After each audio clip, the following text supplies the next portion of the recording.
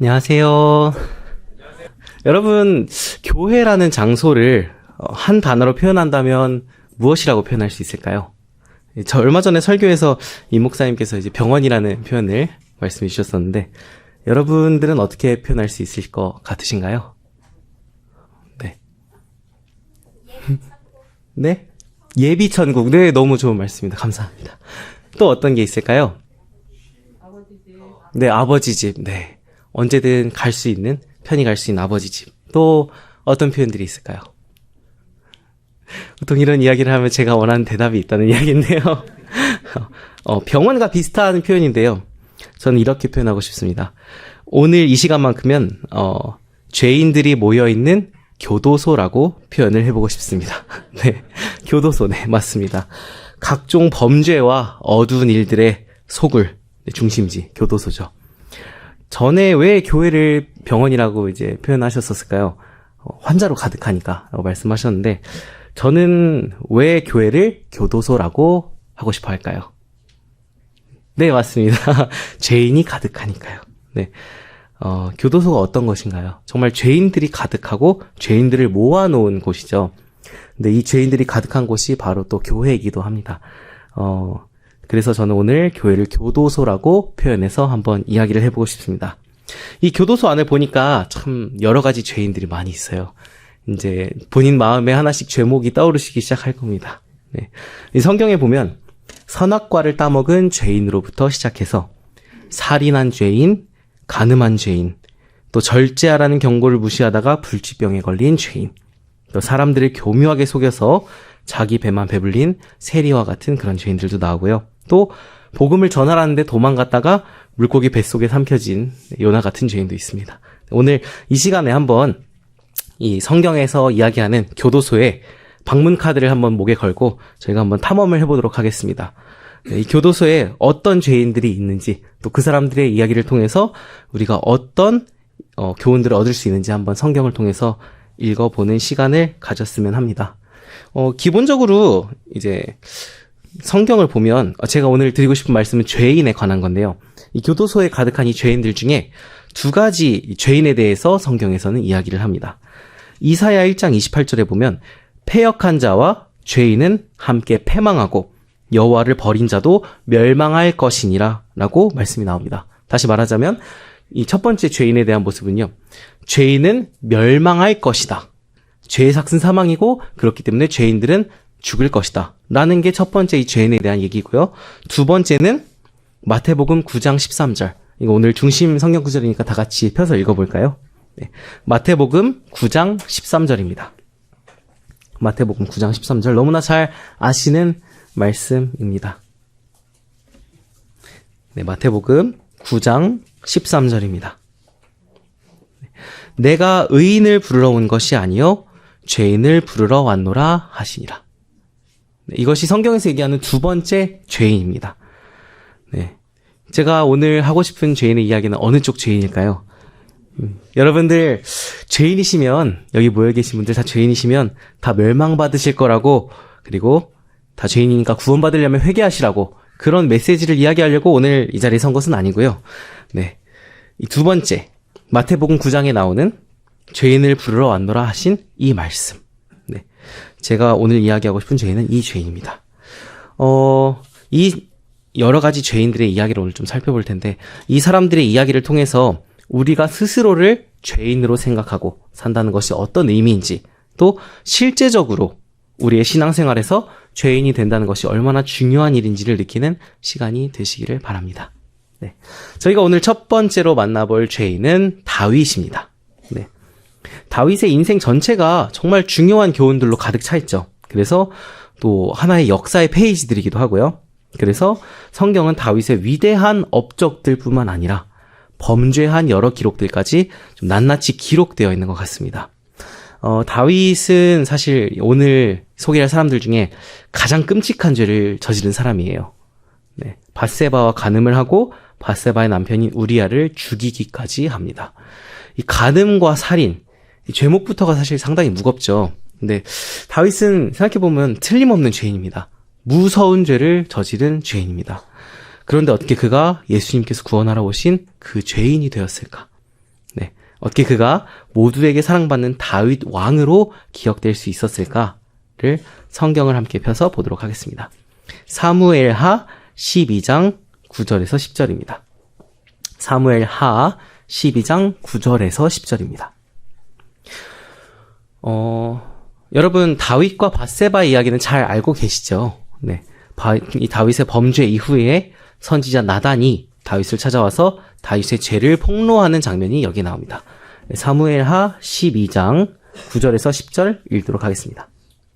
어찌하여 내가 여호와의 말씀을 업신여기고 나 보기에 악을 행하였느뇨. 내가 칼로 햇사람 우리아를 죽이되 암몬 자손의 칼로 죽이고 그 철을 빼앗아 내 철을 삼았도다. 이제 내가 나를 업신여기고 햇사람 우리아의 철을 빼앗아 내 철을 삼았은즉 칼이 내 집에 영영이 떠나지 아니하리라 하셨고. 네, 이 선지자 나단이 왕궁에 있던 다윗에게 와서 어떤 죄를 지었는지 사람들 앞에서 폭로를 합니다. 이때까지 이 사람들이 다윗이 어떤 짓을 했는지, 왜 밧세바와 결혼을 했는지 사람들이 알지 못했죠. 이때에 어떤 죄를 지었는지 폭로하고, 그리고 다윗에게 내릴 심판에 대해서 선언하는 장면이 나옵니다. 이제 한번 여기서 상상의 나래를 한번 펼쳐보자면요. 이 선지자 나단이 이렇게 왔습니다. 왕궁에 와서, 왕궁에 누가 있었을까요? 다윗과 그의 측근들이 아마 있었을 거예요. 다윗의 가족들, 뭐 다윗을 위해서라면 목숨도 버릴 수 있는 다윗의 신하들. 그 중에 또 요압 장군도 있었죠. 다윗이 눈짓 한 번만 보내면 모든 걸 다 해줄 것 같은 그런 최고의 오른팔. 네, 요압 장군도 있었고요. 뭐 이런 사람들이 모여있는 장소에 다윗에게 지혜를 구하는, 내지는 도움을 청한 듯한 말로 이야기를 시작해서 다윗의 죄를 적나라하게 폭로를 하는 것입니다. 그때 이제 다윗이 그 나단의 이야기를 들었을 때 주변 사람들의 반응이 아마 웅성웅성했을 거예요. 저기 진짜야? 저기 진짜 얘기야? 이 얘기 들어본 적 있어요? 하면서 이렇게 물어볼 거예요. 그럼 다윗이 그때 그 자리에서 딱 시치미를 떼고, 지금 무슨 소리를 하시는 거죠? 저는 모르는 이야기인데 라고 하면서 이야기를 했더라면 주변에 있는 신하들이 뭐라고 했을까요? 아마 눈치 보다가 아이 그래 우리 왕이 하나님 얼마나 사랑하시는 분이신데 하면서, 이제 옛날 드라마 보면 자주 나오는 말 있죠. 감히 어느 한전이라고 이러면서 이제 이렇게 한마디를 하고 아마 나단 선지자를 그 자리에서 끌어냈을 것입니다. 근데 다윗은 그렇게 하지 않았습니다. 사무엘하 12장 13절. 이렇게 다윗은 자신의 죄를 인정하면서 고백합니다. 다윗이 나단에게 이르되 내가 여호와께 죄를 범하였노라 하매. 다윗의 죄는 아마 다윗의 반응에 따라서 어쩌면 덮어둘 수 있었을지도 모르는 죄였습니다. 근데 다윗은 결코 피하지 않고 이 죄를 나와 상관없는 문제라고 이야기하지 않고 자신의 죄라고 인정하고 바로 회개하는 모습을 보여줍니다.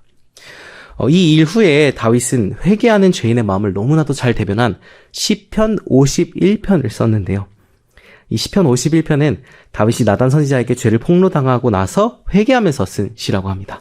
함께 펴서 보겠습니다. 시편 51편 3절과 10절만 읽어보도록 하겠습니다. 제가 읽어보겠습니다. 시편 51편 3절. 대전하는 내 죄과를 아오니 내 죄가 항상 내 앞에 있나이다. 그리고 10절입니다. 하나님이여 내 속에 정한 마음을 창조하시고 내 안에 정직한 영을 새롭게 하소서. 이 3절에 보면 다윗이 내 죄가 항상 내 앞에 있다고 고백을 하는데요. 다윗이 이렇게 기록한 것은 이런 의미가 아닐까요? 내가 나의 죄를 항상 기억하고 있었고 항상 내 눈앞에 그것이 생생하게 보이고 떠오르고 있었습니다라는 것을 고백하는 것이 아닐까요? 여기서 우리가 다윗에게 배워야 할 예수님께서 데리러 오신 그 죄인의 모습이 나옵니다. 그것은 바로 우리의 죄를 인정하는 모습입니다. 우리는 과연 우리의 죄들을 얼마나 인정하고 있을까요? 우리가 저지른 죄가 살인이나 간음 같은, 내지는 더 무서운 죄들이라면 쉽게 인정할 수 있을지 모르겠습니다. 그러나 우리 마음속에 감추어진 아주 작은, 그리고 세세하고 잘 보이지도 않는 이기적인 동기심과 같은 그런 죄들은 우리가 얼마나 인정하고 있을까요? 네. 좀 화제를 바꿔서요. 여러분 혹시 이런 경우 있으신가요? 누군가 이렇게 좀 대립하는 상황이 생겼어요. 뭐, 저 같은 경우에는 부부싸움이라든지, 아니면은 뭐 회사에서 직장 동료들하고 좀 의견 충돌로 부딪히는 일, 내지는 서로 좀, 이렇게 좀, 알력 다툼 같은 그런 스트레스를 받는 상황들, 이런 게 생길 때, 뭐, 서로 잘못한 그런 것도 아니고요. 딱 10% 정도만 내 잘못인 것 같은 그런 상황 여러분도 공감하시나요? 네. 딱 10%. 더도 말고 덜도 말고 10% 정도. 그러니까 다시 말하자면 내가 잘못한 거 막 하나도 없고 그런 건 아닌데 근데 이건 아무리 봐도 저 상대방의 잘못이 좀 큰 것 같아 싶은 그런 상황들. 네. 내가 완전히 결백하다고 하기에는 그래도 한 10% 정도는 내 잘못이 섞여 있는 그런 상황들. 저는 자주 마주하게 되는 것 같아요. 네. 대놓고 정말 내 잘못이면 자존심 굽히고, 잘못했습니다. 제가 부족하네요 할 텐데, 이거는 좀 내가 꼭 사과해야 되나라는 생각이 드는 그런 일들. 네. 이런 일들이 우리 이제 삶 가운데 많이 일어나는 것 같아요.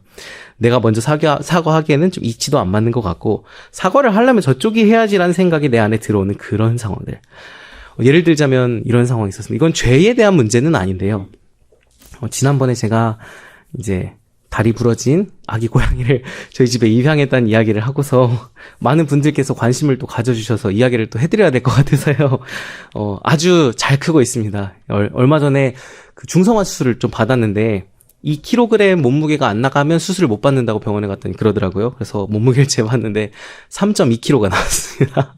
너무 잘 크고 있어요. 네. 네, 이 고양이가 점점 이제 좀 커가면서 이제 다리를 다 회복했거든요. 이제는 너무 잘 뛰어다녀요. 그래서 막 높은 곳에도 올라고 아마 이 강대상 정도 된 높이는 뛰어 올라올 수 있는 것 같아요. 그래서 이제 이 정도 높이가 되는 곳이면 사실 집에서 위쪽에 있는 천장에 이제 달려있는 무슨 찬장 이런 거 빼고는 다 올라올 수 있거든요. 이러다 보니까 이제 스트레스가 늘어납니다.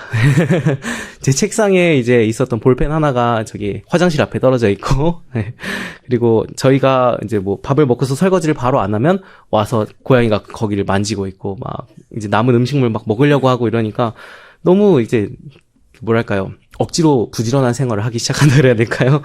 네. 또 고양이들이 재밌는 게 빵을 좋아하더라고요. 이렇게 고소한 냄새가 나고 하니까 그런지, 그리고 이렇게 말캉말캉한 걸 또 좋아한다고 하더라고요. 그래서 이제 제가 빵을 만든 일을 하다 보니까 이제 좀 남은 빵이 있으면 집에 가져와서 먹기도 하고 하는데, 빵을 올려놓으면 얘가 봉지를 또 뜯어갖고 그걸 다 막 먹고 그래요. 근데 또 고양이가 빵을 먹으면 원래 안 되거든요. 건강에 안 좋다고 하는데 또 막 그걸 뜯어갖고 먹고 이러니까 또 그걸 매번 가져올 때마다 안 보이는데 치워야 되고 그런 일들이 이제 반복이 돼요. 그리고 또 빵을 뜯어서 먹으면 얘가 이렇게 잘 먹고 입 깨끗이 닦고 이렇게 내려놓는 게 아니잖아요. 온 집안에 펼쳐져가지고 난리가 나는데, 이제 이런 상황이 자꾸 반복되니까 이제 저희 아내와 이제 얘기를 했습니다. 음식물 같은 거, 특히 빵. 이 고양이가 딴 거보다 빵을 저희 고양이는 좋아하더라고요. 그래서 빵을 가져오면 고양이 손에 안 닿는 냉장고나 아니면 안에 찬장 같은 데 좀 넣어놓자 라는 얘기를 했는데, 이 9대1 상황이 생기는 날이 왔습니다. 제가 이제 퇴근하고 가방하고 짐 같은 걸 가져왔는데, 제 책상이 있는 방이 있어요. 제 서재 방이 있는데, 작은 방인데, 거기에 이제 제 책상 위에 제 짐하고 빵을 같이 올려놨어요. 근데 이 서재는 제가 고양이가 뭐 책 같은 거 혹시 건드리면 안 될까봐 문을 항상 닫아놔서 못 들어오게 해놓는 방이거든요. 그래서 올려놨는데, 그리고서 제가 화장실 가 있는 동안 이제 K자매가 요리를 하려고 하는데, 이제는 막 칼질하고 있는데도 옆에로 막 고양이가 오니까 다칠 수도 있잖아요. 위험하니까 얘를 이제 요리할 때는 이제 좀 화장실이라든지 아니면 다른 데 이렇게 좀 넣어놓거든요. 방에 잠깐만 여기 있어 하면서. 근데 그날은 제가 화장실에 있어서인지 이제 서재에 고양이를 넣어놓은 거죠. 그랬더니 한 10분 뒤에 이제 그 고양이를 다시 꺼내려고 문을 여는 순간 난리가 나 있는 거죠. 그리고 이거 먹이면 안 됐는데 하는 그 뭐랄까 서로 비난하고 싶은 그 마음도 막 올라오고, 그러길래 이렇게 하자고 했잖아요 했는데, 제 입장에선 또 그래요. 원래 고양이가 안 들어오는 방이고 여기 내 방인데 여기다 내 물건 잠깐 놓은 건데 어떠냐라는 생각이 들고, K자매 입장에선 아니 그걸 가방 뒤에 안 보이게 빵을 놓으면 어떡하냐, 그리고 화장실에 내가 들어가니까 있는 것도 아니고 제가 들어가 있었잖아요. 그러니까 고양이를 거기다 놓으면 이렇게 안 된다는 걸 얘기라도 해주지 라는 상황이 된 거예요. 제 생각에는, 그러니까 죄의 문제는 아닙니다. 네. 근데 나는 빵을 내려놨을 뿐인데, 진짜 10%도 아니고 1%라는 생각이 제 마음에 드는데, 이것 때문에 싸움을 하고 서로 미워하는 마음을 가지면 이건 하나님 앞에 죄가 될 수 있겠죠. 이 상황에서 내가 어떻게 해야 되냐. 그게 제가 말한 그 10%의 잘못인 것 같습니다. 네. 그런 상황들. 이럴 때도 우리가 다윗의 말한 이 정신으로 내가 잘못했다고 이야기할 수 있는가? 라는 것을 시편 51편 3절에서 이야기하는 것이 아닐까라는 생각을 하게 되었습니다. 또 이런 경우도 있죠. 여러분 혹시 한문철 TV라는 유튜브 채널 아시나요? 네. 많이 보시더라고요. 저는 이제 관심을 크게 안 가졌던 분야라서 이제 막 찾아보지도 않았는데, 근데 워낙에 이야기가 많이 나와서 이제 뭔지는 이제 알겠더라고요. 근데 좀 찾아봤는데, 이 한문철이라는 분이 교통사고 전문 변호사라고 해요. 이분이 이제 유튜브 채널을 운영하면서 시청자들이 이제 자기 교통사고 내지는 그런 영상을 보내주면, 이 사람과 이 사람의 과실 비율이 몇 대 몇이다라는 거를 이제 알려줘요. 워낙에 또 출중하신 변호사라서 그 말이 대부분 또 맞다고 해요. 그래서 사람들이 그걸 보고서 뭐 사고 났을 때 이거 한문철이 이렇게 얘기하더라 하면은 서로 납득하고 뭐 이렇다고 하더라고요. 근데 이제 그런 이야기를 하는데 거기에서 나오는 얘기가 이제 이런 얘기가 있죠. 교통사고에는 과실이 있죠. 5대 5도 있고 뭐 6대 4도 있고 7대 3도 있고 뭐 9대 1도 있고. 네. 근데 누가 더 잘못했는지에 따라서 얼마나 책임을 지는지가 달라진다는 얘기인데, 근데 제가 생각하기론 그래요. 이 교통사고뿐만 아니라 인간관계에서 생기는 문제들도 대부분 한쪽이 100%인 경우가 거의 없는 것 같습니다. 네, 특히나 제 생활에서 느끼는 관계들에선 그런 것 같아요. 이 인간관계에서 맺는 과실 비율들, 네, 10%의 잘못이 내가 있다고 생각되는 그 시점들, 네, 그때 뭐 예를 들면 자동차 운전할 때 나는 신호도 지켰고 브레이크도 밟았고 정지선 조금 넘었을 뿐인데 상대편에서 와서 박았어요. 근데 이게 정지선 때문이라고 하면서 뭘 저한테 따져 물으면서 9대 1이라는 결과가 만약에 나왔어요. 그럼 나는 그때에 그래도 정지선 넘은 건 제 잘못이 맞습니다라고 얘기할 수 있는지에 대한 이야기입니다. 네. 다시 한번 생각해보면 과실 비율 10%, 사실 하나님 앞에서 이 죄의 문제로 다가왔을 때 내가 10%만 잘못했다고 하나님 앞에서 죄가 없는 것일까? 라는 생각했을 때, 그렇죠. 우리에겐 죄가 있는 것이거든요. 내가 예수님과 같은 품성으로 상대방을 대하지 않았을 때 분명히 나의 과실이 드러나게 돼 있고 나에게도 문제가 있다는 것을 하나님께서는 알려주시는 것 같습니다. 이럴 때에 나의 죄를 인정하고 나 때문에 이런 일이 벌어졌다고 생각하고 나로 인해서 생긴 문제이니 내가 책임지겠다고 이야기할 수 있는 것, 이것이 다윗이 보여준 용기가 아닐까 저는 생각합니다. 네, 이런 나의 죄를, 나의 실수를, 나의 잘못을 용서해달라고 하고 나의 죄를 인정하고 마주하는 것, 이것은 결코 쉬운 일이 아니라는 생각이 듭니다. 사실 우리는 모두 나를 감싸고 보호하려는 본능이 있기 때문에 나의 아주 작은 실수를 인정하는 것은 우리들에게 있어서 사실 쉽지 않을 때가 더 많은 것 같습니다. 그렇지만 이런 여러 인간관계 속에서 문제가 일어났을 때 나의 잘못이 조금이라도 있으면, 나의 죄가 조금이라도 발견된다면 그것을 하나님 앞에서 나의 죄라고 고백하고 그것을 고쳐주시기를 기도하는, 그것이 성경에서 말하는 참된 신앙이 아닐까 생각해 봅니다. 네. 또 다시 시편 51편의 내용으로 돌아와 보면 10절에 이런 말씀이 있죠. 우리 마음을 정말 크게 울리는 말씀입니다. 하나님이여 내 속에 정한 마음을 창조하시고 내 안에 정직한 영을 새롭게 하소서. 아멘이십니까? 네. 내 안에 새로운 영을 창조해달라. 나 지금 있는 이걸로는 더러워서 하나님 아무리 깨끗이 씻어도 이건 못 쓰겠습니다. 내 마음이 너무 죄되고 내 마음이 너무 악합니다. 그러니까 새로 창조해 주세요. 내 마음에 새로운 것을 넣어주지 않으면 나는 의인이 될 수 없습니다라고 고백하는 다윗의 고백입니다. 이 다윗은 자신의 죄된 부분을 스스로 해결하려고 하지 않았다는 것이 참 인상적인 것 같습니다. 우리를 만드신 창조주 하나님의 창조하시는 능력에 자신의 죄된 부분을 의존하였다는 것입니다. 다시 말하자면 죄를 짓지 않기 위해서 내가 노력하고 내가 더 나은 사람이 되기 위해서 노력하는 것이 아니라 하나님께서 나의 안에 정결한 마음을 창조해 주시기를 기도했다는 것입니다. 디도서 3장 5절에 이런 말씀이 있습니다. 우리를 구원하시되 우리의 행한 바 의로운 행위로 말미암지 아니하고 오직 그의 긍휼하심을 쫓아 성령의 새롭게 하심으로 하셨나니. 우리를 구원하시되 하나님께서 우리의 의롭게 하려는 행위가 아니라 새롭게 하려는 새롭게 하시는 성령의 긍휼하심으로 하셨다. 사도 바울은 바리새인이었죠. 바리새인 중에서도 바리새인이었다고 해요. 모든 것을 지키기 위해서 노력하고 살았던 사람입니다. 그 사람이 나의 의로운 행위를 누구보다도 내세울 수 있는 그 사람이 하나님은 우리를 구원하실 때 행위로 구원하시지 않았다. 성령의 새롭게 하심으로 하셨다라고 말씀하고 계시는 것입니다. 내 속에 정한 마음을 창조하시고 내 안에 정직한 영을 새롭게 해달라는 다윗의 고백은 이 디도서의 말씀과 같은 정신을 보여주는 것 같습니다. 조금 정리해보자면 다윗은 자신의 죄되고 어떻게 할 수 없는 연약함을 깨닫고 자신의 죄를 인정하였고 완전히 새로운 피조물로 창조해 주시는 하나님의 사랑에 의지하였습니다. 우리 또한 아무리 작게 느껴질지라도 해결하지 못한 나의 죄와 또 작은 실수들이 드러날 때 그것을 하나님께서 알려주셨을 때 우리의 죄악을, 우리의 실수를, 우리의 잘못들을, 우리의 연약함들을 당당하게 마주하고 인정할 용기를, 그런 인정한 용기가 필요합니다. 그런 인정할 용기를 갖게 되기를 기도합니다. 하나님께서 나의 죄를 보여주실 때 핑계하지 않고 하나님 앞에 나아가는 우리가 되기를 기도합니다. 네, 이것이 저희가 만나본 첫 번째 죄인 다윗의 이야기였습니다. 이제 두 번째 죄인을 만나볼 텐데요. 네, 두 번째 죄인의 이 감방에 들어가 보면 이런 장면이 펼쳐집니다. 이 두 사람이 기도를 하고 있는데요. 이번엔 기도를 하는 사람들입니다. 두 사람이 기도를 하고 있는데요. 한 사람은 어깨를 쫙 펴고 감사의 기도를 드리고 있고요. 다른 한 사람은 땅바닥에 머리를 완전히 쳐박고서 눈물을 흘리면서 말도 제대로 못해요. 흥얼흥얼거리면서 흑흑거리면서 기도를 하고 있습니다. 네, 예수님께서 부르러 오신 죄인, 두 번째 소개하고 싶은 죄인은 이 비유에 나오는 세리입니다. 바리새인과 세리의 기도 장면입니다. 누가복음 18장 함께 펴보도록 하겠습니다.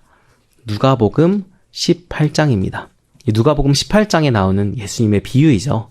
네, 누가복음 18장 10절부터 읽어보도록 하겠습니다. 누가복음 18장 10절. 두 사람이 기도하러 성전에 올라가니 하나는 바리새인이요 하나는 세리라. 바리새인은 서서 따로 기도하여 가로되 하나님이여 나는 다른 사람들 곧 토색, 불의, 간음을 하는 자들과 같지 아니하고 이 세리와도 같지 아니함을 감사하나이다. 나는 일해에 2번씩 금식하고 또 소득의 11조를 드리나이다 하고 세리는 멀리 서서 감히 눈을 들어 하늘을 우러러보지도 못하고 다만 가슴을 치며 가로되 하나님이여 불쌍히 여기옵소서 나는 죄인이로소이다 하였느니라. 네, 여기서 이 세리의 기도를 조금 자세히 살펴보자면 이런 내용입니다. 감히 눈을 들어서 하늘을 우러러보지도 못하고, 이 얘기는 반대로 바리새인은 하늘을 보면서 아마 기도했을 거예요. 두 손 쫙 펴고서 이렇게 은혜로운, 은혜 받은 사람의 이 표정과 분위기를 하면서. 근데 이 세리는 바닥에 머리를 박고서 기도합니다. 하나님이여 불쌍히 여기옵소서 나는 죄인이로소이다. 세리는 자신을 죄인이라고 고백합니다. 하나님 앞에서 죄송스러운 마음을 가지고 있습니다. 그리고 하나님의 연민하시는 사랑에 자신의 희망을 두고 있습니다. 반면에 바리새인은 어떻습니까? 하나님이여 나는 불의하는 자들과 같지 아니하고 이 세리와도 같지 아니함을 감사하나이다 라고 기도하고 있어요. 또 일해에 2번씩 금식하고 11조를 드린다는 이야기를 강조해서 하고 있습니다. 이 바리새인의 기도는 구원과 용서에 대한 감사가 아닌 비교에서 오는 감사, 우월감에서 오는 교만을 기도로 나타내고 있는 것이죠. 또 하나님 앞에서 나의 행위를 이야기하고 있습니다. 나는 금식도 하고 11조도 드리고 내가 할 수 있는 것이 없어서 십자가 앞에서 엎드러지는 죄인의 태도와는 대조되는 부분이죠. 네. 또 하늘을 보지도 못하고 바닥만 쳐다보았던 세리와는 다르게 바리새인은 다른 사람을 보고 있는 것이 특징인 것 같습니다. 저 사람들과 같지 않고 나는 저기 토색하는 사람들 같지도 않고 저기 간음하는 사람들 같지도 않고 난 저렇게 불법을 행하는 저 죄인들하고 나는 다르다라고 자신의 옆에 있는 사람들을 보면서 이야기를 하고 있습니다. 네. 근데 세리는 어디를 보고 있었죠? 네. 죄인된 자신을 용서하시는 하나님만을 바라보고 있었습니다. 주변에 시선을 두지 않았어요. 바리새인들은 세리를 바라보면서 그를 함부로 판단하고 경멸하였지만 세리는 하나님 앞에서 자신의 죄된 모습만 바라보았습니다. 이것이 우리에게 주는 의미가 굉장히 크다고 저는 생각합니다. 빌립보서 2장 3절에 이런 말씀 있죠. 잘 아시는 말씀입니다. 읽겠습니다. 오직 겸손한 마음으로 각각 자기보다 남을 어떻게 여기고? 낮게 여기고 나보다 더 나은 사람으로 여겨라. 나보다 더 존경할 만한 사람으로 내 주변에 있는 사람들을 보아야 한다라는 말씀인데요. 여러분, 이 말씀 잘 실행되고 계신가요? 네. 형제 자매님들의 미소에서 정답을 얻은 것 같습니다. 이게 참 꼭 해야 할 일이고 어떻게 보면 우리 그리스도인들에게 가장 필요한 덕목인데 이것만큼 어려운 일이 없다고 느껴지는 때가 참 많은 것 같아요. 우리 형제 자매들의 연약함을 보고 내 형제로 인해서 내가 상처 입고 내 형제로 인해서 내가 시험받고 있을 때 이 말씀 읽으면 이건 사람의 의지로 할 수 있는 게 아니라는 생각이 들 때도 있어요. 근데 이것이 어떻게 가능한 것일까? 하나님께서 분명 할 수 있기 때문에 말씀에서 이렇게 하라고 우리에게 명하셨는데 어떻게 이것이 가능할까? 저는 이 정답을 세리의 모습에서 얻을 수 있다고 생각합니다. 남을 보지 않고 십자가에 달리신 예수님 앞에서 나를 바라보는 것이 바로 그 방법이 아닐까 생각합니다. 세리는 나의 죄 때문에 고개를 들지 못하기 때문에 다른 사람을 바라볼 여유가 없었습니다. 내가 너무 죄스럽고 내 구원이 지금 확신을 얻을 수 있을까 없을까 고민하는 때에 저 사람은 구원 받겠네. 저 사람은 내년 정도 되면 이제 구원에 대한 확신을 좀 얻겠구나. 이런 얘기를 할 수가 있을까요? 없겠죠. 세리는 내가 저 바리새인들 같지 못하다는 이유로 통탄해하지 않았습니다. 우리가 정말 우리 스스로를 죄인으로 여긴다면 남을 바라보지 않게 된다고 성경은 말씀하고 계신 것입니다. 남의 흠이나 연약한 부분에 내 눈을 두지 않고 함부로 판단하지 않을 것이라고 성경은 말씀하고 계신 것입니다. 네, 세리와 같은 마음을 가진다면 우리는 서로 자신보다 나은 사람으로, 나보다 더 존경할 만한 사람으로, 나보다 더 된 사람으로 나의 주변에 있는 사람들을 바라볼 수 있게 되지 않을까 생각합니다. 네, 예수님께서 이 두 사람의 이야기를 하시면서 이 이야기의 결론을 이렇게 맺으셨습니다. 네, 아까 읽었던 누가복음 18장의 14절의 이야기인데요. 내가 너희에게 이르노니 이 사람이 저보다 의롭다 하심을 받고 집에 내려갔느니라. 이 세리가 저 바리새인보다 더 의롭다고 하나님은 여기셨다라는 말씀입니다. 세리의 이야기를 통해서 우리는 죄인은 하나님의 사랑을 바라본다는 것을 배울 수 있었습니다. 그리고 하나님께서 그것을 의롭게 여겨주신다는 것 또한 배울 수가 있었습니다. 네, 이제 두 번째 방에서 한번 나와서 세 번째 방에 한번 또 들어가 보도록 하겠습니다. 오늘 여러 방을 들어가 볼 건데요.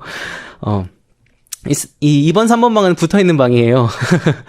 3번 방은, 세 번째 죄인이 들어있는 이 방은 세리하면 떠오르는 또 다른 사람이 있는 방입니다.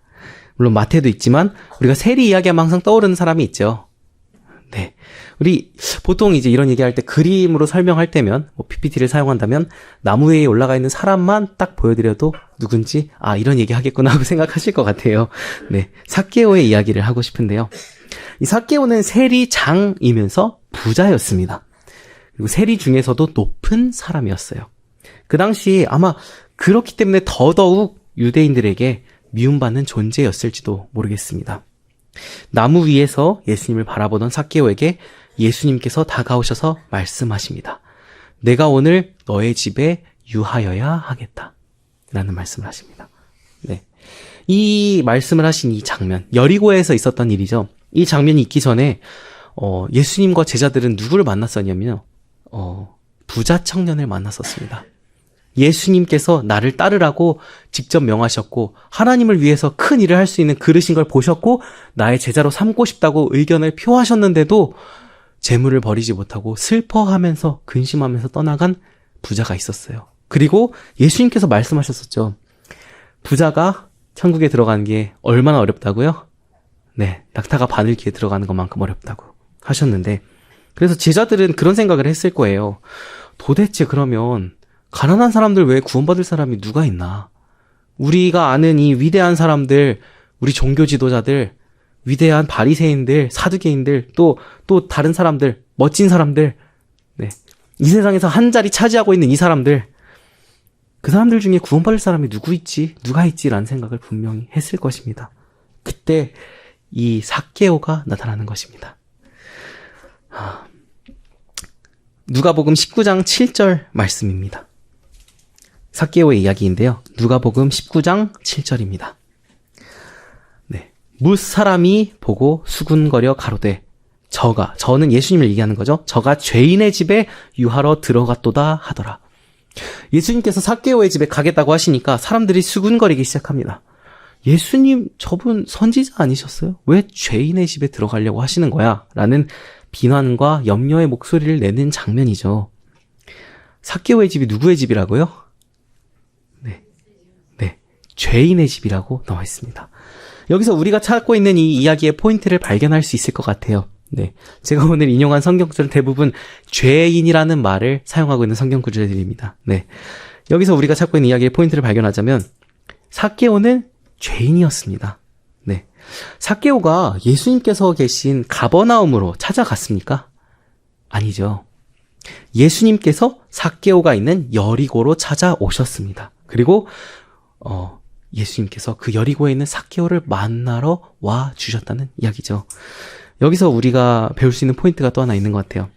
우리가 죄인이 되면 우리의 입장을 잘못한 사람, 연약한 사람, 죄인으로 삼고 하나님 앞에서 죄인이 되면 예수님께서 우리를 찾아오신다는 것입니다. 우리가 아직 죄인 되었을 때 예수님께서 우리를 찾아오시지 않았나요? 네.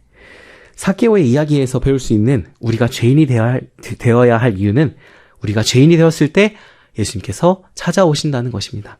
네. 사람들은 삭개오를 죄인이라고 하였습니다. 삭개오는 죄인이 맞았습니다. 네.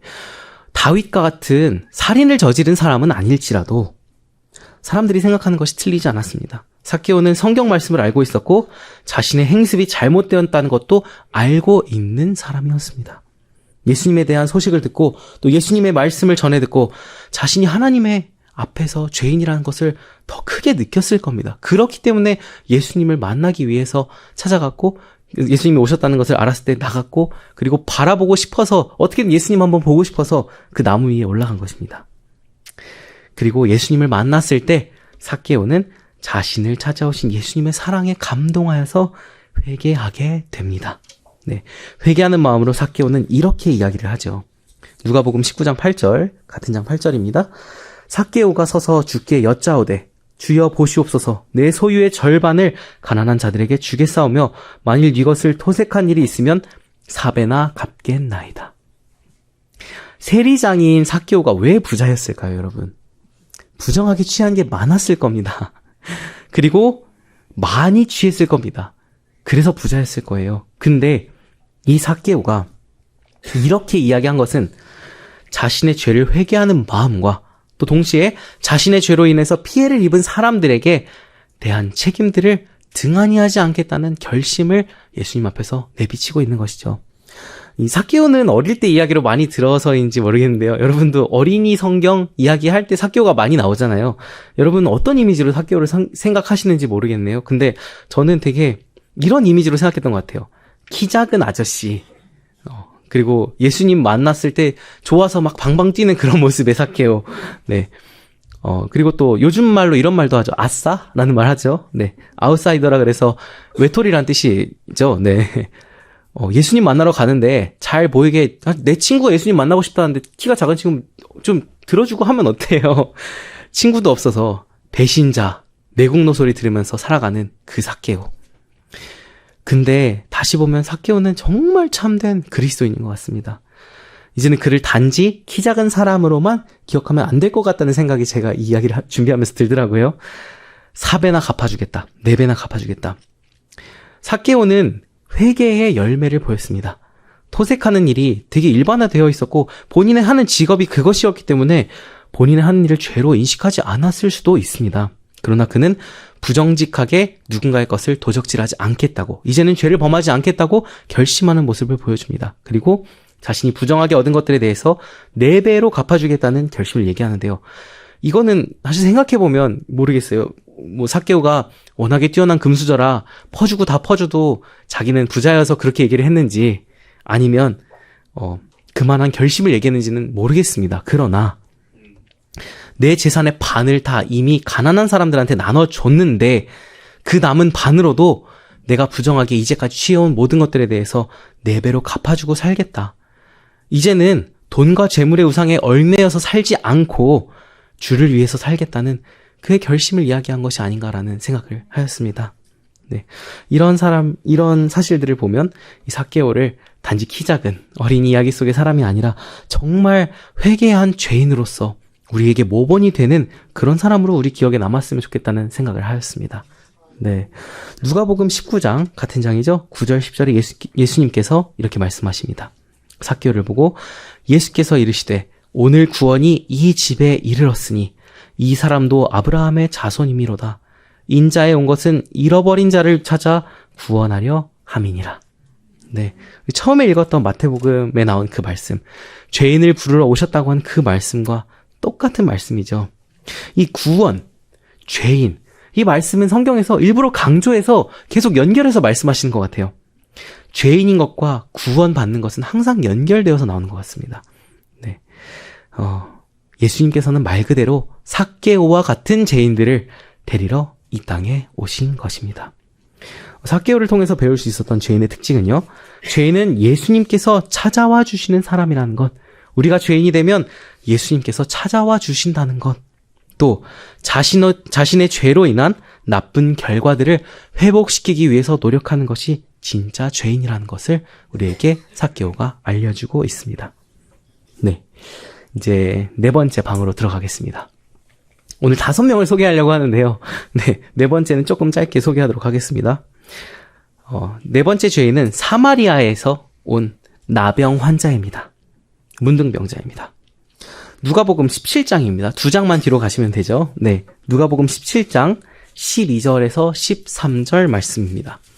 누가복음 17장 12절에서 13절입니다. 여기에 문둥병자 10명이 예수님을 찾아와서 멀리 서서 외치는 장면이 나옵니다. 한 촌에 들어가시니 문둥병자 10명이 예수를 만나 멀리 서서 소리를 높여 가로되 예수 선생님이여 우리를 긍휼히 여기소서 하거늘. 네. 문둥병자가 10명이 막 우르르 몰려왔어요. 예수님의 기적의 소식을 듣고 예수님을 만나면 문둥병이 나을 수 있다는 희망을 가지고 찾아왔을 것입니다. 이 이야기를 하기 전에 조금 배경을 설명하자면 이전에 예수님께서 문둥병자를 고친 일이 있으십니다. 네, 마태복음 8장에 나온 얘기인데요. 제가 그냥 읽어보겠습니다. 예수께서 산에서 내려오시니 허다한 무리가 좇으니라. 한 문둥병자가 나와와 절하고 가로되 주여 원하시면 저를 깨끗게 하실 수 있나이다 하거늘 예수께서 손을 내밀어 저에게 대시며 가라사대 내가 원하노니 깨끗함을 받으라 하신대 즉시 그의 문둥병이 깨끗하여 진지라. 이 이야기 잘 아시죠? 예수님께서 아무에게도 이야기하지 말라고 하셨는데 예수님 겸손하시니까 그런 거야 하고 다 소문내고 다녔던 그 문둥병자 이야기입니다. 네. 아마 그 예수님께 찾아온 이 10명의 문둥병자들은 이 이야기를 들었을 가능성이 높겠죠. 예수님이 기적을 이것저것 하시고 다 고쳐주시는데 문둥병까지도 낫더라. 우리도 이제 희망 있지 않겠냐? 한번 가보자 하면서 10명이 모여서 온 겁니다. 누가 가까이 오기만 해도 사실 문둥병자 부정하다고 내가 스스로 부정하다 외치면서 오지 말라고 하는 그런 존재인데 예수님이 이 문둥병자한테 손을 대셨대. 야, 겁도 없으시죠? 어떻게 손을 대실 생각을 하실까? 그리고 내가 원하노니 나으라라고 말씀해 주시니까 즉시로 나았더라. 이게 진짜인지 아닌지 확인해 보고 싶지 않을까요? 내 인생이 바뀔 텐데 예수님을 만나면. 그때 이 소식을 들었던 사람들이 얼마나 마음이 뜨거워졌을까요? 예수님의 어루만져 주심을 얼마나 원했을까? 예수님의 손만 닿는다면 나도 나을 텐데라는 생각을 얼마나 간절히 하고 찾아갔을까요? 이들이 왔을 때 예수님께서 이렇게 말씀을 하십니다. 14절입니다. 그 문둥병자들을요 보시고 가라사대 가서 제사장들에게 너희 몸을 보이라 하셨더니.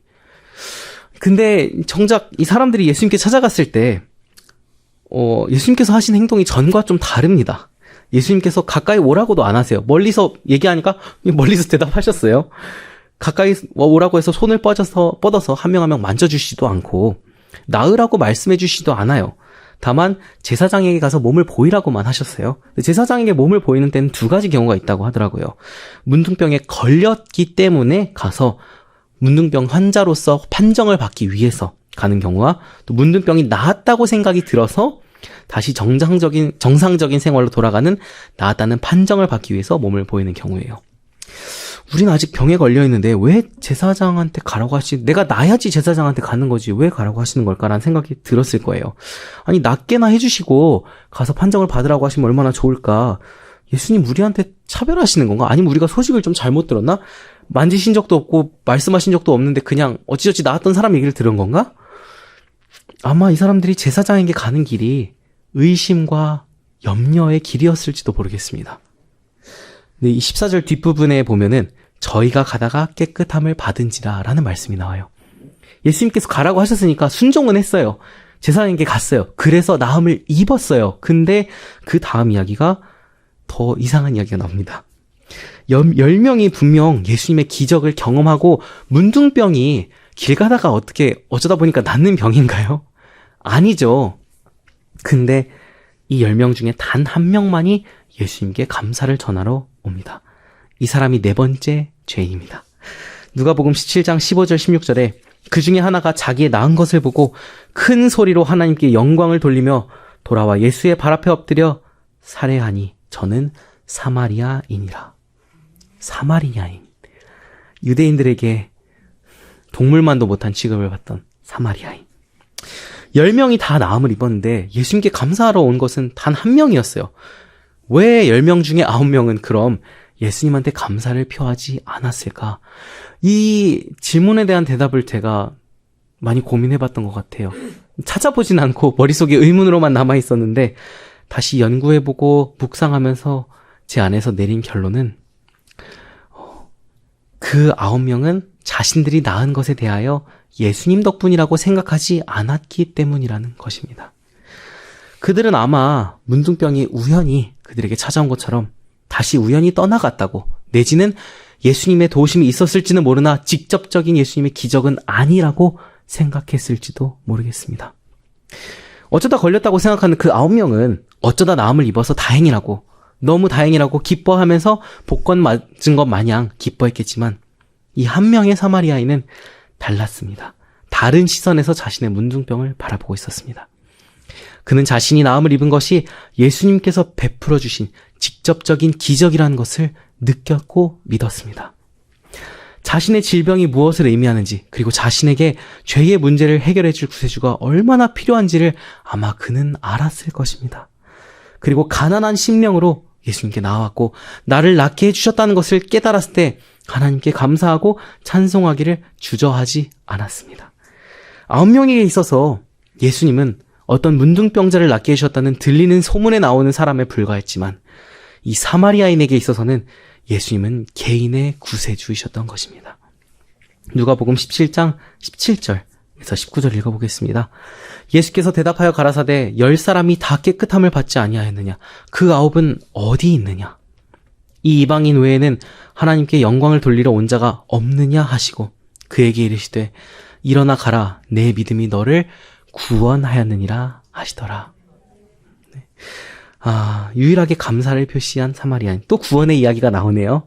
그게 예수님께서 무엇이라고 하셨죠? 내 믿음이 너를 구원하였다. 이 찬송을 돌린 이 사람의 기쁨의 환호성은 단지 병이 나았기 때문에 나온 것이 아니었습니다. 다른 9명은 그랬을지라도 이 사람은 그런 의미에서 끝나지 않았습니다. 자신의 죄의 결과를 상징하는 것과도 같은 이 문둥병을 고침받은 것이 우리의 죄의 문제를 해결해 주시는 예수님의 구원이라는 것을 그는 알았던 것입니다. 그렇기에 예수님께 와서 감사를 표시했고 나의 이 죄의 결과로 인한 이 문둥병을 예수님 고쳐주셨군요. 예수님은 정말 죄에서 우리를 구원하기 위하여 오신 예수님이시군요. 라는 것을 이 사람은 알게 되었고 그것을 하나님께 영광을 돌린 것입니다. 예수님께서 부르러 오신 그 죄인은 우리에게 주어지는 은혜를 결코 가벼운 것으로 지나치지 않고 진심으로 감사하고 그것을 인하여서 하나님께 감사의 찬송을 돌린다는 것이 이 죄인이 우리에게 주는 메시지가 아닐까요? 네. 이제 마지막 죄인을 소개하도록 하겠습니다. 마지막 죄인은요, 이제까지 이야기한 이 4명의 죄인과는 좀 다른 분이세요. 네. 이분은 우리가 죄인인 걸 잊었을 때 무슨 일이 벌어지는지를 잘 보여주신 분이세요. 다행히 우리가 하늘에 가면 만날 수 있는 분입니다. 네. 요나서 4장에 나오는 이야기인데요. 마지막으로 소개하고 싶은 사람은 요나입니다. 네, 요나. 선지자입니다. 복음을 전하기 싫어서 도망갔던 선지자 요나. 야, 본인의 선지자라는 정체성을 모르고 살았을까요? 아니었을 겁니다. 사람들에게 말씀을 선포하고 하나님의 경고의 기별을 전하고 하나님의 어떤 의미에서 대표자로서 일을 해왔던 요나였을 것입니다. 이 요나. 우리가 잘 아는 이 물고기 뱃속의 사건 이후의 일을 말씀드리고 싶습니다. 니느웨에 이제 요나가 물고기 배에서 나와서 도착했고 이제 회개의 기별을 이제 메시지를 선포를 했죠. 그 이후에 심판을 내리시지 않는 하나님을 요나가 마주하게 됩니다. 그리고 요나에게 하나님께서는 왜 그리도 화를 내냐고 말씀을 하십니다. 그리고 이제 화를 내는 요나에게 3가지 기적을 베풀어 주시는 장면이 나오는데요. 이제 성경 구절을 읽지는 않겠습니다. 네, 이 3가지 기적을 무엇을 보여주시냐면, 네, 다시 얘기하자면 요나에게 하나님이 왜 심판을 안 내리냐고 요나가 화를 낼 때 화내지 말라고 하시면서 하나님께서 3가지 기적을 보여주시는 거예요. 이 3가지 기적이 무엇이었냐면요. 이 또 재밌는 부분이요. 이 기적을 하나님 보여주실 때 준비하셨다, 예비하셨다라는 표현으로 한글 성경에 써 있는데 저는 이제 히브리어나 헬라어 성경을 읽지는 못하기 때문에 제가 아는 선에서 킹제임스 영어 성경에서 찾아봤는데요. 다 준비하셨다, 예비하셨다는 표현을 사용했고 또 이 똑같은 표현이 물고기를 예비하셨다는 표현에서도 나오더라고요. 네, 똑같은 기적입니다. 첫 번째, 요나의 머리에 그늘이 지도록 박넝쿨을 준비해 주셨다는 기적이 나옵니다. 이 기적 이후에 요나가 너무 좋아해요. 그래서 심히 기뻐했다고 표현에 성경에 나와 있습니다. 또 2번째 기적, 그 이후에 병 주고 약 주고 해요. 벌레를 준비하셔서 박넝쿨을 다 갉아먹게 하세요. 그리고 그 박넝쿨이 다 시들어버립니다. 벌레가 얼마나 빨리 식물을 갉아봤자 얼마나 빨리 갉아먹겠어요. 근데 일순간에 다 갉아먹어버릴 정도로 갑자기 이런 일이 벌어졌어요. 이때 요나의 마음이 동합니다. 그때 3번째 기적이 오는 거예요. 뜨거운 동풍을 준비하셔서 너무 힘들어서, 요나가 너무 더워서 너무 힘들어서 이럴 거면 나 죽는 게 낫다는 이야기까지 하게 하십니다. 네.